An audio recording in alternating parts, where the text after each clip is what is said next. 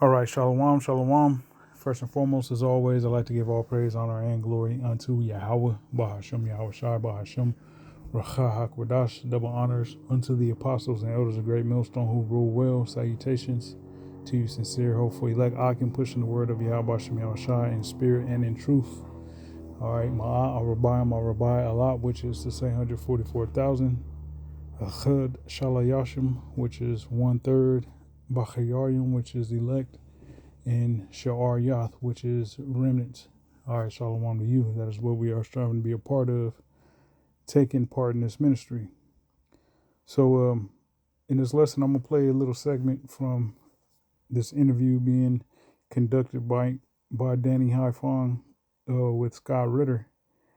And something that Scott Ritter mentions in this interview, dealing with the casualties that America is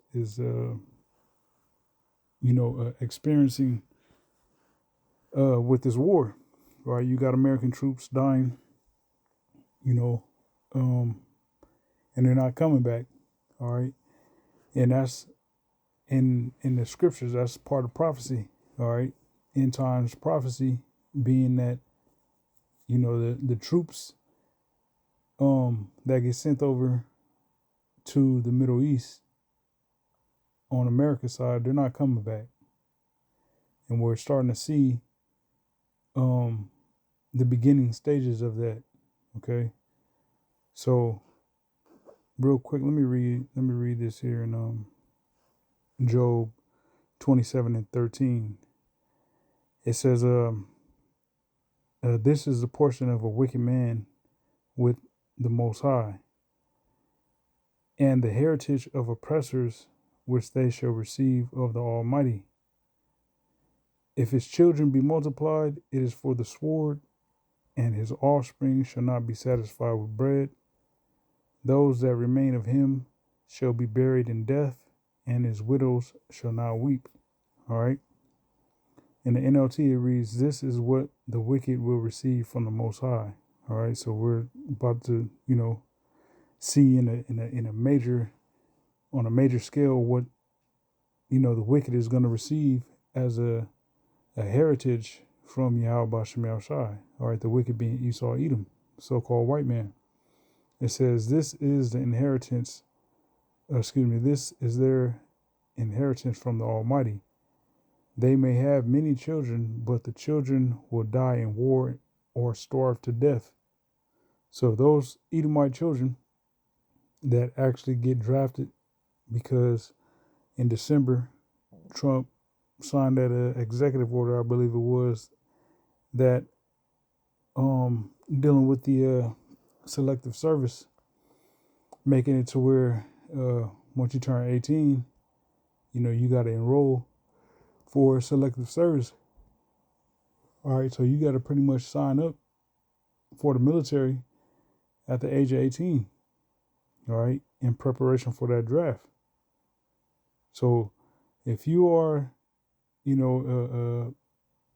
this goes for U.S. citizens, period, all right, but in particular, I'm focusing on Edomites, all right, because the scripture's focusing on Edomites here in Job 27.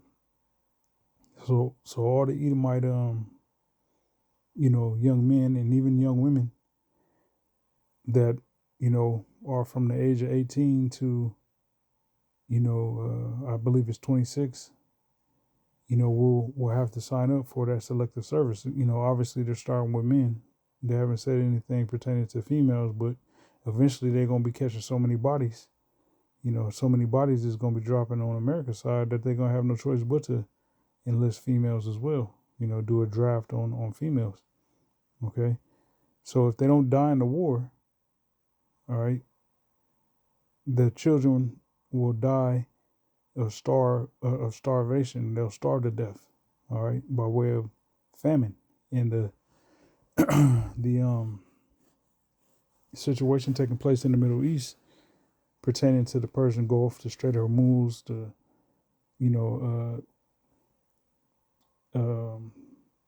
the other one, Al Bab Mindab Strait. I think I'm pronouncing it correctly.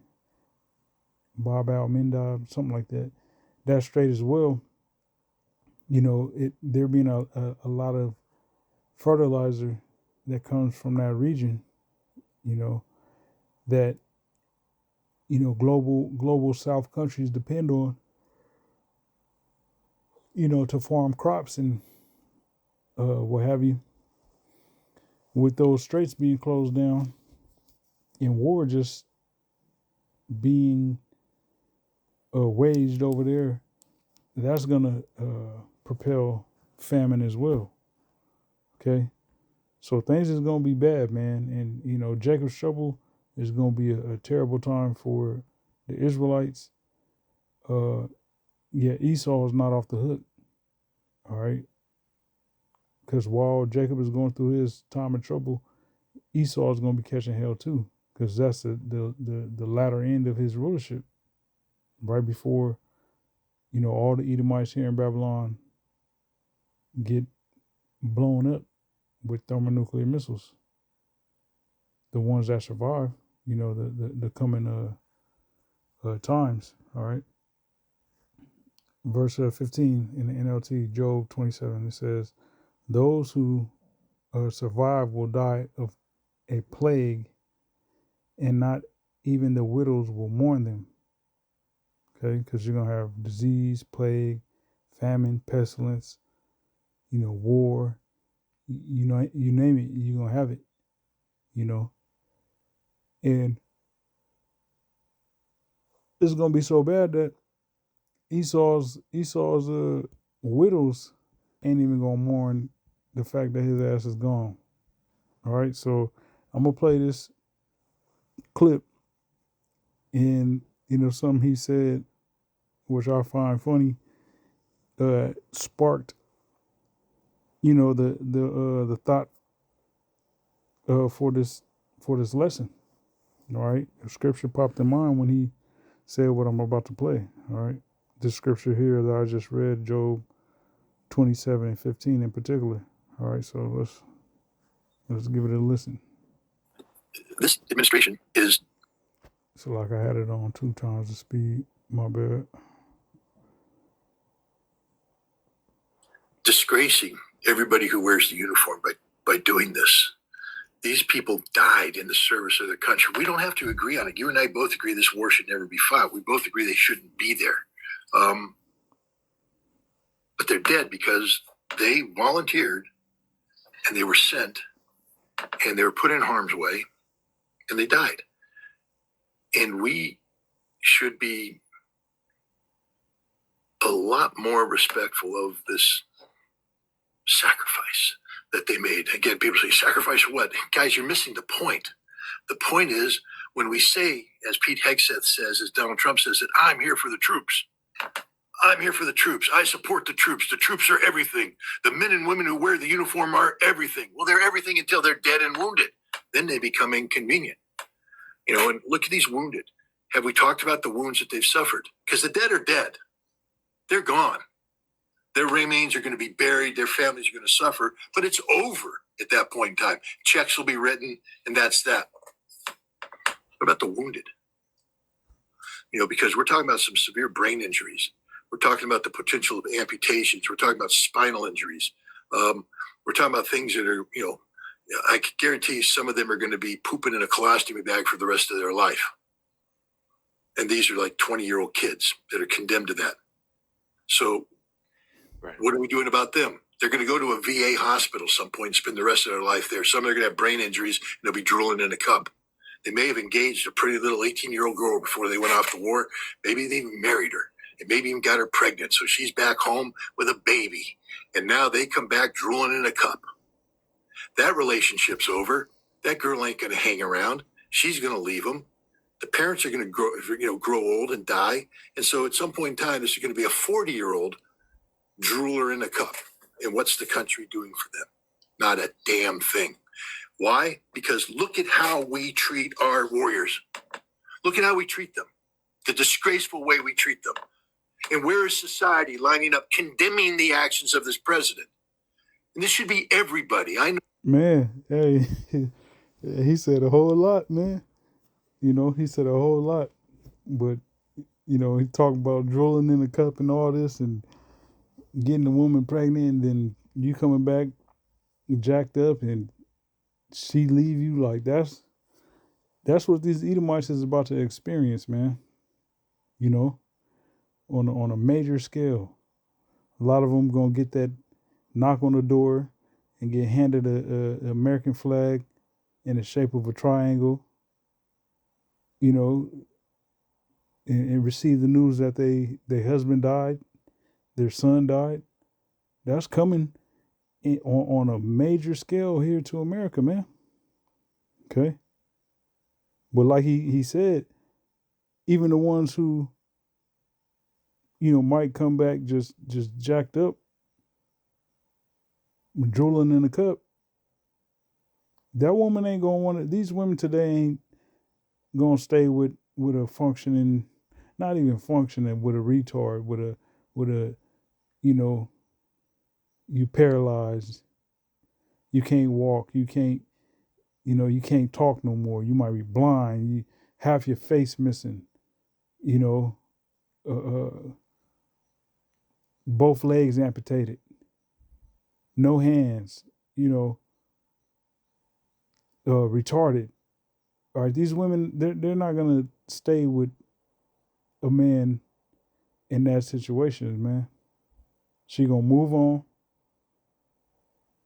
and get somebody else.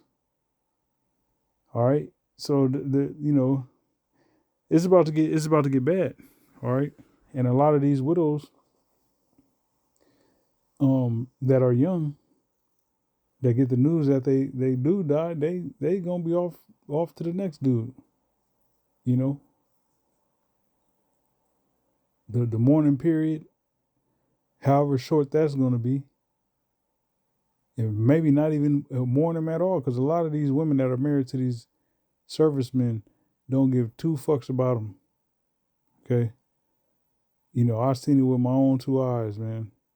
Being in the military, these females uh uh go to the airfield the day that their husband deploys, cry, give him a hug and kiss and all this before he hops on a fucking plane to go to uh, uh Germany, to go to Kuwait, to go to Afghanistan or Iraq. All right. That same day this dude hops on this plane, that same night, she's getting the train ran on her. You know what I'm saying? That's the type of shit that happens in the military.